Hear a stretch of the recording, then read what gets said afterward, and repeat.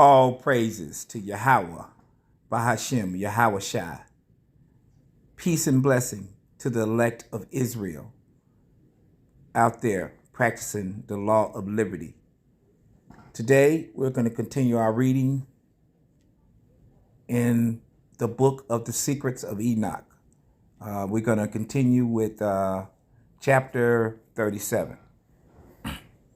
Here power summons an angel, and the Lord called up one of his older angels, terrible and menacing, and placed him by me in appearance white as snow, in his hand like ice, having the appearance of great frost.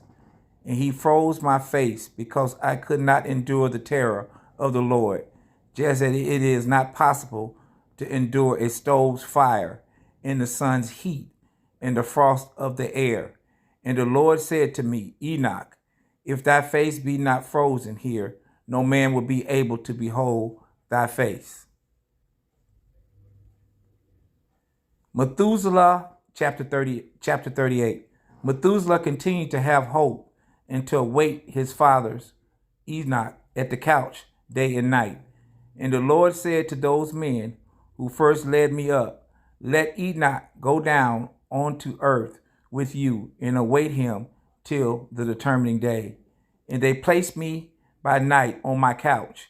And Methuselah, expecting my coming, keeping watch by day and by night at my couch, was filled with awe when he heard my coming. And I told him, let all my household come together, that I tell them everything. Chapter 39. Enoch's pitiful admonition to his sons, with weeping and great lamentation, as he spoke to them. O my children, my beloved ones, hear the admonition of your father, as much as is according to the Lord's will.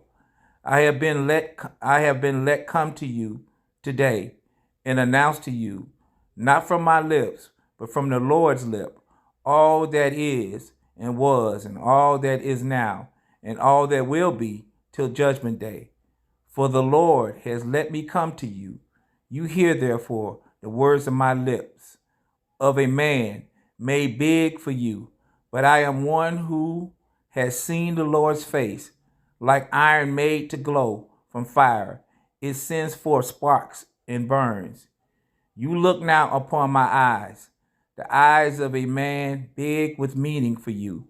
But I have seen the Lord's eyes shining like the sun's rays, and filling the eyes of men with awe. You see now, my children, the right hand of a man that helps you. But I have seen the Lord's right hand filling heaven as be helped me. You see the compass of my work like your own. But I have seen the Lord's limitless and perfect compass, which has no end.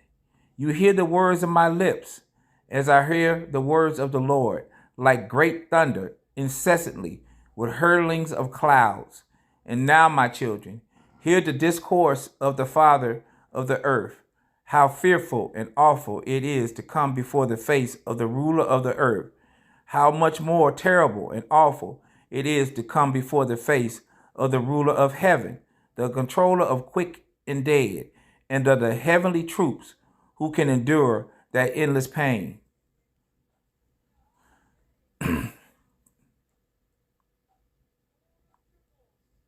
Chapter 40. Enoch admonished his children, truly, of all things from the Lord's lip, how he saw and heard and wrote down. And now, my children, I know all things, for this is from the Lord's lip, and this my eyes have seen from the beginning to the end.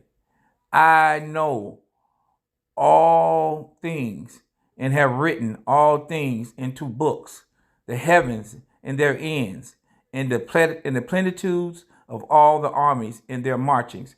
I have measured and described the stars, the great countless multitude of them. What man has seen their revolutions and their interests? for not even the angels see their numbers, while I have written all their names. And I measured the sun's circle, and measured its rays, counted the hours. I wrote down too all things that go over the earth. I have written the things that are nourished, and all seed sowed and unsowed, which the earth produces, and all plants, and every grass, and every flower, and their sweet smells, and their names in the dwelling places of the clouds, and their composition, and their wings, and how they bear rain and raindrops. And I investigated all things. I wrote the road of the thunder and of the lightning, and they showed me the keys and their guardians. Their rise, the way they go, it is let out in measure by a chain, least by a heavy chain, and violent, and hurl down the anger clouds and destroy all things on earth. I wrote the treasure houses of the snow and the storehouses of cold and frosty airs, and I observed their seasons, key holders. He fills the clouds with them and does not exhaust the treasure houses. And I wrote the resting places of the wind and observed and saw how their key holders bear weighty scales and measures. First, they put them in one weighting scale, then in the other the weights, and let them out according to measure, cunningly over the whole earth, lest by heavy breathing they make the earth to rock. And I measure out the whole earth, its mountains, all hills, fields, trees, stones, river, all existing things I wrote down, and the height from the earth to the seventh heaven, and downwards to the very lowest hell, in the judgment place, in the very great open and weeping hell. And I saw how the prisoners are in pain, expecting the limitless judgment. And I wrote down all those being judged by the judge, and all their judgment, and all their works. Chapter 41. Oh, how Enoch lamented Adam's sin. And I saw all forefathers from all time with Adam and Eve. And I sighed and broke into tears, and said of the ruin of their dishonor, woe is me, for my infirmities and for that of my forefathers. Thought in my heart, and said, blessed is the man who has not been born, or who has been born and shall not sin before the Lord's face, that he come not into this place, nor bring the yoke of this place. Chapter 42. I'm sorry, I might have said verse before, but I mean chapter 42. Of how Enoch saw the key holders and guards of the gates of hell standing. Saw the key holders and guards of the gates of hell standing, like great serpents, in their face like extinguished lamps, and their eyes of fire, their sharp teeth. And I saw all the Lord's work, how they are right, while the works of man are some good and others bad, and their works are known, those who lie evenly. Chapter 43. Enoch showed his children how he measured and wrote out power judgment. I, my children, measured and wrote out every work and every measure and every righteous judgment. As 1 year is more honorable than another, so is one man more honorable than another. Some for great possessions, and some for wisdom of heart, and some for particular intelligence, some for cunning, one for silence of lips, another for cleanliness, one for strength, another for comeliness, one for youth, another for sharp wit, one for shape of body, another for sensibility. Let it be heard everywhere, but there is none better than he who fears power. He should be more glorious than time to come. Chapter 44. The Lord with his hands have created man in the likeness of his own face. The Lord made him small and great. Whomever reveals the ruler's face and abhors the Lord's face has despised the Lord's face, and Ty, who vents anger on any man without injury. The Lord's great anger will cut him down. He will spit on the faces of men reproachfully, and will cut down at the Lord's great judgment. Blessed is the man who does not direct his heart with malice against any man, and helps the injured, and condemns and raises the broken down, and shall do charity to the needy, because on the day of the great judgment, every weight, every measure, and every make weight will be as in the market. That is to say, they are hung on scales and stand in the market, and every one shall learn his own measure, and according to his measure shall he take his reward. Chapter 45. Whomever hastens to make offerings before the Lord's face, the Lord for his part will hasten that offering by granting of his works. But whoever increases his lamp before the Lord's face and make not true judgment, the Lord will not increase his treasure in the realm of highness. For the Lord demands bread or candles of flesh or any other sacrifice, then that is nothing. But power demands pure hearts, with all that only tests the hearts of man. Chapter 46. Hear my people, and take in the words of my lips. If anyone brings any gifts to the earthly ruler and have disloyal thoughts in his heart, and the ruler knows this, will he not be angry with him and not refuse his gifts, not give him over to judgment? Or if one man makes himself appear good to another by deceit of tongue, but had evil in his heart, then will not the other understand the treachery of his heart and himself be condemned, since his untruth was plain to all?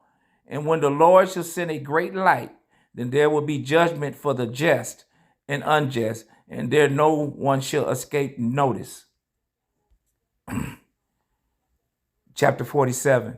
And now, my children, lay thought on your hearts. Mark well the words of your Father, which are all come to you from the Lord's lip. Take these books of your father's handwritten and read them, for the books are many, and in them you will learn all the Lord's work, all that has been from the beginning of creation, and will be to the end of time. And if you will observe my handwriting, you will not sin against the Lord, because there is no other except the Lord, neither in heaven nor in earth, nor in very lowest places, nor in one foundation. The Lord has placed the foundations in the unknown, and has spread forth heavens visible and invisible. He fixed the earth on the waters and created countless creatures. And who has counted the waters and the foundations of unfixed, or the dust of the earth, or the sand of the sea, or drops of rain, or the morning dew, or the wind breathings? Who has filled earth and sea in the indissoluble winter? I cut the stars out of fire and decorate heaven and put in it their mist. Chapter 48. That the sun go along, 7 heavenly circle, which are the appointed of 182 thrones, that it go down on a short day, and again 182, that it go down on a big day. And he has 2 thrones on which he rests, revolving hither and thither above the thrones of the months. From the 17th day of the month Tisvan, it goes down to the month Tivin. From the 17th to Tivin, it goes up. And thus it goes close to the earth. Then the earth is and makes grow its fruit. And when it goes away, then the earth is sad, and trees and fruits have no florescence. All this he measured with good measurement of hours, and fixed a measure by his wisdom, of the visible and the invisible. From the invisible he made all things visible, himself being invisible. Thus I make known to you, my children, and distribute the books to your children, and to all your generations, and amongst the nations who shall have the sense to fear power, let them receive them, and may them come to love them more than any food or earthly sweets, and read them and apply themselves to them. And those who understand not the Lord, who fear not power, who accept not but reject, who do not receive them, a terrible judgment await these. Blessed is the man who should bear their yoke and should drag them along, for he shall be released on the day of the great judgment. Chapter 49. I swear to you, my children, but I swear not by any oath, neither by heaven nor by earth, nor by any creature which power created. The Lord said, there is no oath in me, nor injustice, but truth. If there is no truth in man, let them swear by the words, yea, yea, or else, nay, nay. And I swear to you, yea, yea, that these has been no man in his mother's womb, but that already before, even to each one there is a place prepared for the repose of the soul, in a measure fixed how much it is intended that a man be tried in the world. Yea, children, deceive not yourselves, for there has been previously prepared a place for every soul of man. So that will conclude our reading. I hope this is a blessing to you. You listen to this video a couple times, meditate on it. May the Lord bless you.